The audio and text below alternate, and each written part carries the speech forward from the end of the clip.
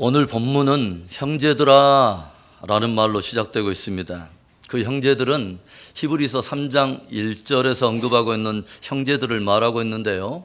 우리 함께 3장 1절의 말씀을 함께 읽어보겠습니다. 그러므로 함께 하늘의 부르심을 받은 거룩한 형제들아, 우리가 믿는 도리의 사도이시며 대제사장이신 예수를 깊이 생각하라. 성경은 믿는 우리들을 향해 함께 하늘의 부르심을 받은 거룩한 형제들이라고 부르고 있습니다. 하늘의 부르심을 받은 거룩한 형제들. 하늘의 부르심이라고 하는 말은요, 1차적으로는 부르심의 주체라고 하는 바로 하나님으로부터의 부르심의 뜻이 있습니다. 그리고 부르심의 목적인 영생과 천국을 의미할 수도 있을 거예요. 그래서 이것을 정리해서 다시 한번 말씀드린다면, 함께 하나님으로부터 영생과 천국을 위해 부르심을 받은 거룩한 형제들아 라고 부르고 있습니다. 마치 구속받은 이스라엘 백성들이 하나님으로부터 약속의 땅으로 부르심을 받은 것처럼 성도들은 하나님으로부터 영생과 천국, 즉 영원한 안식으로 부름을 받았다는 거예요. 우리가 히브리서 3장의 말씀을 보면 히브리 기자는 우리들에게 광야에서 실패했던 출애굽 1세대의 사건을 상기시키고 있다는 것을 우리가 알게 되죠. 히브리 기자는 과거에 있었던 바로 그 사건을 통해서 이스라엘 백성들을 오늘날의 믿는 성도들과 함께 연결시키고 약속의 땅을 영원한 안식과 함께 연결시키면서 우리에게 신앙적인 도전을 던지고 있습니다. 무슨 말일까요? 출애굽 세대의 그 사건이 단지 이스라엘 백성들 사이에서 일어난 그들만의 사건이 아니라는 거죠. 그 사건이 단지 과거에 국한된 사건만이 아니라는 거예요. 사도 바울도 과거 출애굽 1세대의 실패의 사건을 당대 교회와 성도들에게 들려주면서 왜 과거에 있었던 그 어두운 이야기를 성경에 굳이 기록하여 하나님이 우리에게 들려주신가 하는 그 이유를 이렇게 밝히고 있어요. 고린도전서 10장 11절의 말씀, 그들에게 일어난 이런 일은 본보기가 되고 또한 말세를 만난 우리를 깨우치기 위하여 기록되었느니라. 이 말씀을 제가 표준어 세번역 성경으로 다시 한번 읽어보겠습니다. 이런 일들이 그들에게 일어난 것은 본보기가 되게 하려는 것이며 그것들이 기록된 것은 말세를 만난 우리에게 경고가 되게 하려는 것이라. 하나님께서 출애굽 1세대 사건을 성경에 기록하신 아주 중요한 이유는 하나의 워닝 익sem플, 하나의 경고하는 하나의 표본으로서 말세를 만난 교회와 성도들을 깨우치기 위해서, 그들에게 도전하기 위해서, 그들에게 경계하고 경고하기 위해서 기록하셨다는 거예요. 우리가 조용히 그 사건을 묵상해 볼 때에 은혜로 따지자면 출애굽 1세대만큼 엄청난 큰 은혜를 받은 사람들은 없습니다. 하나님께서는 참으로 엄청난 권능을 애굽에 쏟아내심으로 이스라엘 백성을 400년의 그 혹독한 종살이에서 이끌어내셨어요. 마지막 심판이 집행되던 가운데 애굽의 모든 장자들이 시체로 실려 나가면서 온 애굽의 곡소리가 창궐하던 그 날에 하나님께서는 6월절 어린 양의 피의 언약을 세우심으로 말미암아 이스라엘 백성들로 생명을 얻게 하십니다. 그런가 하면 뒤에서 추적하는 바로의 군대와 앞에 놓여있는 홍해 바다 사이에 끼임 바다에서 이스라엘 백성들이 말 그대로 사면 초가의 위기에 처해 있을 때 하나님께서는 감히 그 어떤 인생도 상상할 수 없는 하나님의 수준의 사건을 일으키시죠. 그들을 삼키려고 앞에 넘실대고 있는 홍해를 갈라서 그 가운데 생명의 길을 내심으로 엄청난 은혜 속에 완전한 자유, 완전한 해방을 그들에게 주신 것입니다.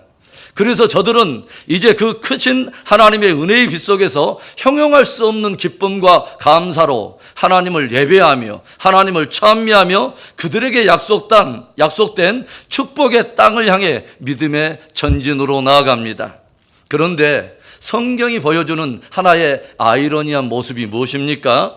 하루하루 광야를 전진해 가던 저들의 마음이 점점 강팍해지기 시작하더니 처음에 충만했던 그 은혜, 처음에 충만했던 그 감사, 굳게 붙들었던 믿음의 확신도 그들의 마음 안에서 점점 빛바랜 묵은 추억으로, 묵은 하나의 기억으로 희미해져 가기 시작하더라는 거예요. 그들에게 주어진 약속의 땅에 대한 그 영광스럽고도 축복된 소망도 점점 희미해져가는 하나의 환영으로 사라져 가더라고 하는 것이죠. 그리고 그들은 과거의 그 엄청난 은혜가 무색하게, 정말 그들 앞에 약속되는 그 영광의 축복이 참으로 무색하게 모두 다 하나같이 광야에서 엎드러져 버리고 약속의 땅은 한 평도 밟아보지 못한 채 모두가 광야를 무덤 삼아 그렇게 사라져 버렸다고 하는 거예요. 이 출애굽 1세대 사건을 묵상하면서 오늘 본문에서 우리에게 그 의미가 크게 다가오는 단어 하나가 있습니다. 이스라엘의 과거의 실패를 조명하여 보여주는 성경이 우리에게 마치 카메라에 줌을 당기듯이 초점을 맞춰서 크게 보여주고 있는 하나의 단어가 있어요. 바로 오늘이라고 하는 단어입니다. 출애굽 1세대의 실패를 통해서 받게 되는 경고의 메시지가 뭡니까?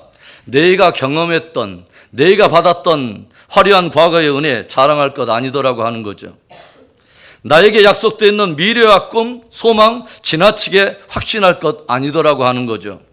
오직 우리에게 오늘의 믿음이 있을 때에만, 나에게 오늘의 믿음이 있을 때에만 비로소 과거의 은혜도 그리고 미래의 소망도 의미가 있고 가치가 있더라고 하는 것입니다. 그 말은 진실로 과거의 은혜의 빛 속에서 참된 미래의 소망을 바라보고 있는 참 성도라면 참 성도로서 오늘 취해야 될 오늘의 믿음이 있어야 한다고 하는 것이죠. 함께 하늘의 부르심을 받은 거룩한 성도들이 오늘이라 일컫는 동안에 마음에 무게를 두고 해야 할 일, 그것이 무엇일까요? 첫째로는 살아계신 하나님께 꼭 붙어 있는 것입니다. 12절의 말씀을 봅니다. 형제들아, 너희는 삼가 혹 너희 중에 누가 믿지 아니하는 악한 마음을 품고 살아계신 하나님에게서 떨어질까 조심할 것이요. 세상 사람들은요, 나름 세상의 기준을 가지고 선과 악을 정의해요. 사람들은 자기 나름대로의 기준을 가지고 성공과 실패를 가늠하고 판단합니다. 그렇다면 하나님의 백성들에게 있어서 선과 악의 기준은 무엇입니까? 저와 여러분에게 성공과 실패의 기준은 무엇입니까? 하나님을 향한 믿음입니다. 방금 읽었던 12절을 보면 너희는 삼가 혹 너희 중에 누가 믿지 아니하는 악한 마음을 품고서 살아계신 하나님에게서 떨어질까 조심하라 들려줘요. 믿지 아니하는 악한 마음이라고 언급하고 있어요. 성경은 믿지 않는 것을 악하다고 선언하고 있는 것입니다. 악한 것은 다른 것이 아니라 하나님과 그분의 말씀을 믿지 않는 것이 악이라는 거예요. 여러분, 사람들이 하나님을 믿지 않는 악한 마음을 갖게 되면 어떻게 반응하게 될까요? 하나님에게서 점점 뒤돌아서겠지요. 하나님에게서 점점 멀어져 가면서 마침내 하나님에게서 떨어져 나가는 것입니다. 그렇다면 하나님에게서 떨어져 나간다는 것, 하나님에게서 점점 멀어진다는 것은 무엇을 의미하며 그것은 어떤 결과를 가져오게 될까요? 하나님에게서 떨어져 나가는 것, 뒤돌아선다는 것은요, 궁극적으로 하나님을 거부하고 내가 주인 되겠다고 하는 것입니다. 하나님의 하나님 되심, 하나님의 주권, 그것을 거부하고 그분이 들려주는 진리의 표준을 다 버리고 이제는 내가 주인이 되고 내가 기준이 되어서 나를 위해서 살겠다는 것입니다. 그렇다면 그렇게 하나님으로부터 뒤돌아서고 그분에게서 떨어져 나간다면 어떤 결과가 찾아올까요? 어떤 결과가 우리의 몫이 될까요? 하나님은 생명이십니다, 여러분. 그러면 생명이신 하나님께로부터 떨어져 나간다는 것은 무엇이 되는 거죠? 그 자체가 죽음이 되고 사망이 되는 것이죠. 하나님은 빛이십니다. 그런데 빛이신 하나님으로부터 뒤돌아선다는 것, 그것이 바로 어둠이요 흑암인 것이죠. 하나님은 복의 근원이세요. 그런데 하나님으로부터 떨어져 나간다면 그 자체가 저주의 시작인 것이죠. 하나님은 영광이십니다. 그런데 영광이신 하나님으로부터 우리가 뒤돌아선다면 그것이 곧 수치와 파멸의 인생의 시작이 되는 것입니다. 물이 가득 저장되어 있는 수원지에서 파이프를 통해서 각 가정마다 물이 공급되죠. 그런데 그 수도꼭지를 스스로 잠가버리거나 그 파이프를 스스로 끊어버린다면 그 가정에는 더 이상 생명의 물을 마실 수 없게 될 거예요. 그렇다면 그 순간부터 갈증과 목마름이 시작되고 메마른 인생이 시작이 되는 것입니다. 예수님께서 무엇을 우리에게 들려주십니까? 나는 포도나무요 너희는 가지니 가지가 나무를 떠나서는 어떤 열매도 맺지 못하고 버리워지는 것처럼 너희가 나를 떠나서 스스로 아무것도 할 수 없느니라. 너희가 내 안에 거하고 내가 너희 안에 거하면 이 사람은 많은 열매를 맺느니라. 참으로 엄청난 은혜의 빛 속에서 영광된 소망을 향해서 나아가던 이스라엘 백성들이었지만 저들은 점점 살아계신 하나님으로부터 뒤돌아서고 떨어져 나감으로 인해서 마치 나무에서 떨어져 나간 가지처럼 그렇게 피폐해지고 메말라져서 결국 광야에 엎드러져 버리고 말았습니다. 요한 웨슬레는 이런 고백을 들려줘요. 나는 세상에 있는 어떤 것도 두려워하지 않는다. 핍박과 조롱, 죽음조차 두렵지 않다. 다만 한 가지 내가 두려워하는 것이 있다면 죄로 말미암아 하나님으로부터 멀어지는 것이다. 저와 여러분에게도 이런 거룩한 두려움이 있어야 하지 않을까요? 6절의 말씀을 보겠습니다. 그리스도는 하나님의 집을 맡은 아들로서 그와 같이 하셨으니 우리가 소망의 확신과 자랑을 끝까지 굳게 잡고 있으면 우리는 그의 집이라. 14절의 말씀도 보겠습니다. 우리가 시작할 때 확신한 것을 끝까지 견고히 잡고 있으면 그리스도와 함께 참여한 자가 되리라. 성경이 오늘 우리에게 무엇을 들려줍니까? 시작할 때 확신했던 것을 끝까지 견고히 잡으라는 거죠. 그뿐만 아니라 소망하고 확신하고 자랑하는 것을 끝까지 굳게 잡아야 된다는 거예요. 그렇게 끝까지 굳게 잡고 견고히 잡고 있어야 비로소 그의 집이 되며 그리스도와 함께 참여한 자가 되리라 라고 들려주고 있는 것이죠. 여기에서 굳게 잡는다에 해당하는 카타코라고 하는 이 단어는 힘껏 막아내다 또는 애써 지키다 라고 하는 뜻을 가지고 있어요. 가만히 있으니까 저절로 잡히는 것이 아니다라는 거죠. 시간이 흘러가니까 저절로 손에 잡히는 것이 아니더라는 거예요. 시작할 때 우리가 확신했던 것, 그리고 끝에 나타날 영광을 소망으로 붙들었던 그 모든 것을 끝까지 굳게 지키려면 힘껏 막아내고 애써서 지켜야 된다고 하는 거죠. 그 말은 우리들로 하여금 그것을 굳게 붙잡지 못하도록 하는 어떤 죄의 유혹이 있고 장애물들이 있고 어떤 방해 세력이 있다는 것을 말하는 거죠. 그래서 힘껏 그것들을 막아내고 애써 지켜야 우리가 끝까지 견고히 잡을 수 있다는 거예요. 오늘 말씀을 보면 시작이라고 하는 단어가 나오고 끝이라고 하는 단어가 나와요. 그렇다면 여러분, 시작과 끝 사이에는 무엇이 있을까요? 시작과 끝 사이에는 뭐가 있습니까? 과가 있다고요? 시작과 끝 사이에는 오늘이라 일컫는 매일이 있습니다. 우리가 확신한 것을 붙들어야 될 날, 우리가 소망하는 것들을 붙들어야 할 날이 다름이 아닌 바로 오늘인 것입니다. 출애굽 1세대의 실패는 다른 게 아니에요. 바로 오늘의 경건에 실패한 것입니다. 오늘 막아야 할 것을 막아내지 못하고 애써 지켜야 될 것을 지키지 못함으로 오늘의 경건이 희미해지기 시작하면서 과거에 붙들었던 은혜도 희미해지기 시작하고 또 미래의 소망도 점점 희미해졌다고 하는 것입니다. 사랑하는 성도 여러분, 과거의 은혜, 미래의 소망, 나에게 오늘의 믿음이 있을 때에만 비로소 가치가 있고 의미도 있는 것입니다. 바로 오늘, 저와 여러분의 믿음은 바로 오늘의 믿음이어야 합니다. 함께 하늘의 부르심을 받은 거룩한 성도들, 저와 여러분이 오늘 해야 할 일은 막아낼 것은 확실히 막아내고 애써 지켜야 될 것은 확실히 지킴으로 인하여 살아계신 하나님께 꼭 붙어 있는 것입니다. 오늘 하나님께 꼭 붙어 있어서 그분께 있는 생명, 그분의 축복, 그분의 영광, 그분의 빛과 은혜 안에서 충만하게 되는 저와 여러분 되기를 주의 이름으로 축원합니다.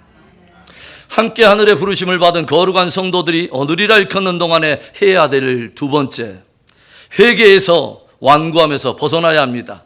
회개하여 완고함에서 벗어나야 합니다.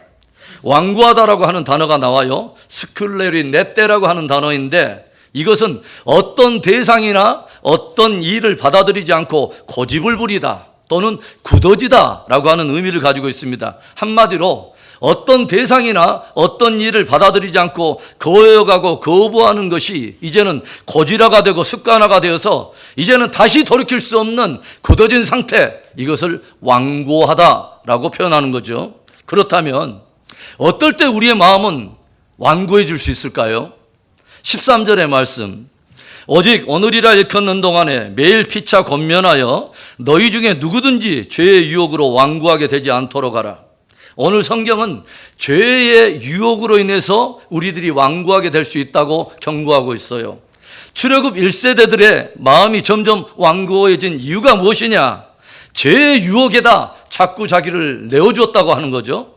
원망하며 불평하는 일에 자꾸 자기의 입을 내어줘서 죄에 빠지게 되었다고 하는 거죠. 우상에게 내 마음을 자꾸 내어주면서 우상 숭배에 죄에 빠졌다고 하는 거예요. 음행에 자꾸 미혹돼서 자기들의 몸을 그 죄에 내어줬다고 하는 거죠. 죄의 유혹과 기만으로 처음으로 마음이 굳어지더니 이제는 그것이 죄를 즐김으로 인해서 더더욱 마음이 굳어지는데 이것이 고질화가 되고 습관화가 되면서 이제는 되돌이킬 수 없는 완고한 상태가 되어버렸다고 하는 거죠. 공동체 안에 죄의 유혹으로 인해서 완고함이 하나의 점점 풍조가 되어버렸다는 거죠. 날이 가면서 자연스러운 습관이 되고 일상이 되어가고 또 날이 가면서 한 사람에게서만 끝나는 것이 아니라 완고함이 전염되고 퍼지면서 이스라엘 공동체의 자연스러운 풍조로 자리를 잡아버렸다는 거죠. 무엇을 의미하는 거죠, 여러분? 이스라엘 가운데 죄의 유혹에 대해 민감한 사람이나 그 위기를 감지하는 사람이 현저하게 사라져버렸다는 것이죠. 공동체를 죄로부터 막으려 하는 사람들이 점점 사라져버렸다는 거예요. 그래서 이 죄의 유혹으로부터 완고하게 되지 않으려면 우리가 오늘 해야 할 일이 무엇이냐? 그것은 먼저는 나의 경건을 정말 진지하게 돌아볼 뿐만 아니라 서로 피차에 권면하여 죄의 유혹에 완고해지지 않도록 서로를 경계해줘야 된다고 하는 거죠. 우리 각자에게는 구성원으로서 서로 권면하여 가정의 건강한 신앙, 공동체의 건강한 영성을 지켜야 될 책임성이 있다고 하는 것입니다. 또 어떨 때 우리의 마음이 완고해질까요? 15절의 말씀, 성경에 일렀으되 오늘 너희가 그의 음성을 듣거든 경노하시게 하던 것 같이 너희 마음을 완고하게 하지 말라. 사람이 또 완고해지는 것은 어떨 때이냐? 주의 음성을 듣고도 계속 거부하고 거역하고 불순종하는 거예요. 계속해서 말씀하셔도 계속해서 어떤 영적 사인을 주시는데도 귀를 막는 거죠. 그것을 마음에서 밀어내는 거죠. 거역하고 불순종하는 것이죠. 그래서 이제는 거역하고 거부하고 불순종하는 것이 아예 고질화되고 습관화되면서 마음이 강팍하고 굳어져 완고하게 된 것입니다. 여러분, 회개하지 않고 마음이 완고해지는 것이 얼마나 무서운 일인지 모릅니다. 왜 바로가 결국 하나님의 심판을 받게 되었을까요? 모세와 아론을 통해서 계속 하나님은 말씀하셨어요. 엄청난 수준의 표적과 권능의 사인들을 주님이 다 베풀어 주면서 보게 했습니다. 그런데도 조금만 숨통이 터지면 또 마음을 강팍하게 하면서 회개하지 않는 것이죠. 진정한 회개가 없으니까 진정한 돌이킴도 없는 거죠. 뼈저린 눈물의 회개가 없으니까 진정으로 돌이키지 않아요. 그런데 바로 그 일이 이제는 하나님 없는 이방 세력이 아니라 과거 출애굽 1세대 가운데 이런 분위기가 무르익고 있었다고 하는 것입니다. 그 완고함 때문에 저들은 모두 광야에 엎드러지고 말았다는 거예요. 그런데 바로 그 일을 성경에 기록하신 그 이유가 말세를 당한 저와 여러분을 경계하기 위해서 성경에 기록해 두었다고 하는 것입니다. 요한계시록은 역사의 마지막 주님의 재림을 둘러싸고 일어나게 될 여러 가지 사건들을 기록하고 있는 애언서입니다. 그런데 계시록에 보면요, 역사의 마지막에 7나팔이 불려지고 그것도 마지막 나팔, 7번째 나팔이 불려지면서 7대접의 심판이 부어지는데 그 최후의 심판이 집행되는 가운데서도 그 마지막 순간까지도 정말 무섭고 두려운 사람들의 모습을 우리에게 보여줘요. 요한계시록 16장 8절과 9절의 말씀, 넷째 천사가 그 대접을 해 쏟음에 해가 권세를 받아 불로 사람을 태우니 사람들이 크게 태움에 태워진지라. 이 재앙들을 행하는 권세를 가지신 하나님의 이름을 비방하며 또 회개하지 아니하고 주께 영광을 돌리지 아니하더라. 이어지는 10절과 11절의 말씀, 또 다섯째 천사가 그 대접을 짐승의 왕자에 쏟으니 그 나라가 곧 어두워지며 사람들이 아파서 자기 혀를 깨물고 아픈 것과 종기로 말미암아 하늘의 하나님을 비방하고 그들의 행위를 회개하지 아니하더라. 역사의 마지막 심판이 집행되고 마지막 회개의 기회가 주어지는 그 순간까지도 고통을 당하여 혀를 깨물면서도 완고하여 절대로 회개하지 않는 정말 무서운 사람들이 있더라고 하는 거죠. 끝까지 마음을 완고하게 함으로써 스스로 구원의 기회를 밀어내버리고 거부하고 심판을 자초하는 정말 사람들의 두려운 모습이 그려져 있다고 하는 거죠. 여러분, 그런데 여러분 그거 아십니까? 그들은요, 그때 갑자기 한순간에 완고해진 것이 아닙니다. 매일의 완고함의 습관이 거질화되고 굳어진 거예요. 오늘이라 일컫는 바로 그 오늘의 완고함이 쌓이고 쌓여서 굳어짐으로 되돌이킬 수 없는 상태가 되어버렸다고 하는 거죠. 사랑하는 성도 여러분, 오늘이라고 하는 하루는 모든 사람들에게 주어진 선물이면서 기회일 것입니다. 어떤 기회요? 완고함에서 돌이켜 회개할 수 있는 기회 말입니다. 오늘이라고 하는 하루, 죄의 유혹으로 완고해짐을 면하고 주의 음성에 강팍하게 행하는 완고함에서 벗어나 회개의 열매를 맺는 진짜 복 있는 여러분 될 수 있기를 주의 이름으로 축원합니다. 하늘의 부르심을 받은 거룩한 성도들이 오늘이라 일컫는 동안에 해야 할 일이 무엇입니까? 마지막 세 번째, 나의 믿음을 확증하고 순종의 열매를 맺어야 합니다. 바울은 우리들에게 너희가 스스로 믿음에 서 있는가 확증하라 라고 도전하고 있어요. 고린도후서 13장 5절의 말씀 우리 함께 읽습니다. 너희는 믿음 안에 있는가? 너희 자신을 시험하고 너희 자신을 확증하라. 예수 그리스도께서 너희 안에 계신 줄을 너희가 스스로 알지 못하느냐? 그렇지 않으면 너희는 버림받은 자니라. 여러분, 오늘 내가 믿음 안에 있는가? 믿음 위에 서 있는가를 어떻게 확증할 수 있죠? 어떻게 확증할 수 있습니까? 나에게 순종의 열매가 있는가를 점검해 보면 알 수 있습니다. 왜냐하면 성경은 참 믿음을 순종과 연결시키고 있기 때문이죠. 18절과 19절의 말씀, 또 하나님이 누구에게 맹세하사 그의 안식에 들어오지 못하리라 하셨느냐? 곧 순종하지 아니하던 자들에게가 아니냐? 이로 보건대 그들이 믿지 아니함으로 능히 들어가지 못한 것이라. 무슨 말입니까?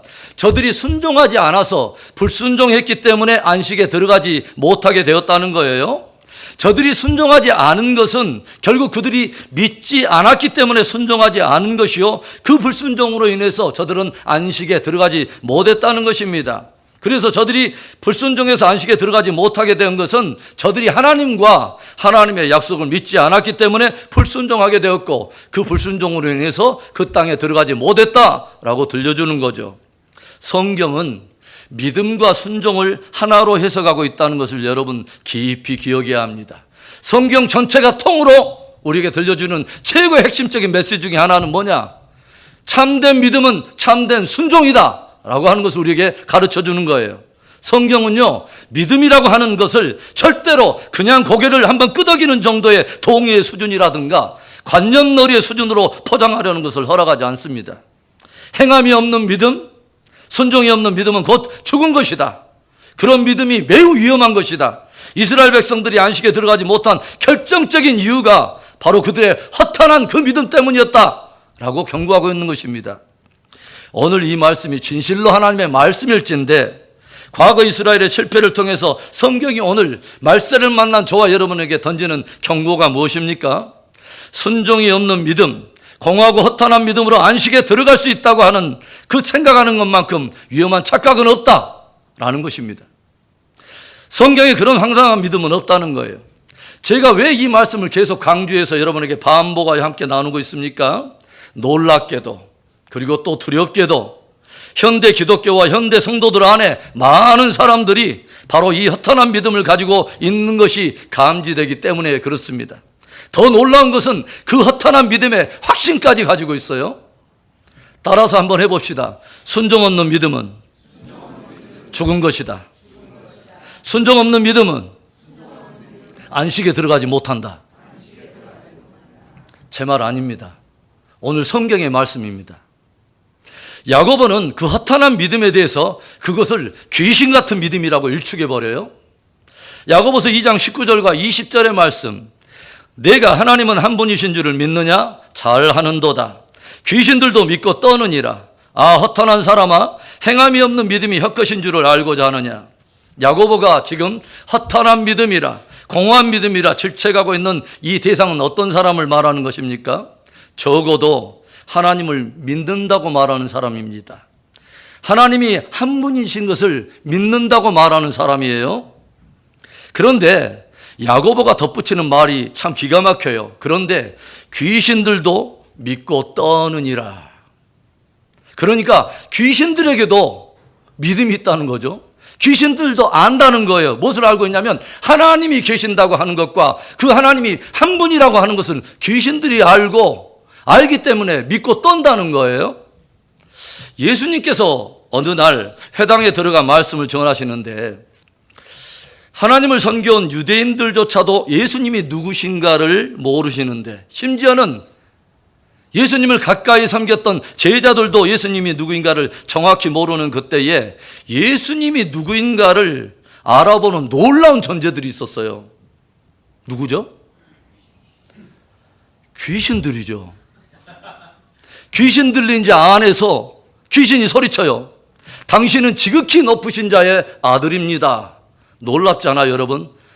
정말 귀신 곡할 믿음입니다. 그런데요, 귀신들은 예수님이 누구신가를 알았어요. 고백했어요. 믿고 떨었어요. 그런데 놀랍게도 그분을 따르진 않아요. 놀랍게 고백했어요. 믿고 떨었어요. 그런데 그분께 순종하지는 않아요. 아는 대로 행하지 않아요. 그런데 행함이 없는 사람의 믿음이 그와 같다는 거예요. 오늘이라고 하는 하루 나의 믿음을 간검하고 내가 믿음에 있는가를 확증하는 여러분 될 수 있기를 바라요. 나의 믿음에 순종의 열매가 있는가를 간검해보고 돌이켜 순종의 열매를 맺는 참 믿음, 산 믿음이 있기를 주의 이름으로 축원합니다. 사랑하는 성도 여러분, 오늘이라고 하는 하루에 저와 여러분이 결정한 선택들은 그것이 모여서 습관을 이뤄내고 그 습관들이 모여서 저와 여러분의 삶을 만들어낼 거예요. 그리고 어느 날인가는 저와 여러분의 그 삶의 습관의 결집체인 그 삶을 가지고 주님 앞에 회개할 날이 있을 거예요. 과거의 은혜 크게 자랑할 일 아닙니다. 미래의 꿈 크게 자랑할 일 아닙니다. 오직 오늘이라 일컫는 매일 살아계신 하나님께 꼭 붙어 있어야 합니다. 아직 오늘이라 일컫는 날이 나에게 있는 동안에 회개하여 완고함에서 벗어나야 합니다. 그리고 오늘 나의 믿음을 간검하고 순종의 열매를 맺어야 하는 거예요.